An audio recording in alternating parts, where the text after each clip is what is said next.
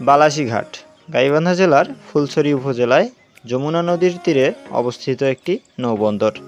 গাইবান্ধা শহর থেকে বালাসীঘাটের দূরত্ব 10 কিলোমিটার প্রায়।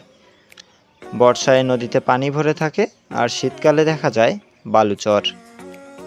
বর্তমান বর্ষাকাল, তাই পানির বিশাল জলরাশি দেখতে ও নৌকা ভ্রমণের জন্য প্রতিদিন ভ্রমণ পিয়াসীরা পাড়ি জমাচ্ছে বালাসীতে। বিশাল জলরাশি, শ্রাবণের মেঘ, দূর প্রান্তে পাহাড়ের উকিঝুঁকি দেখলে যেন জুড়িয়ে যায় মন।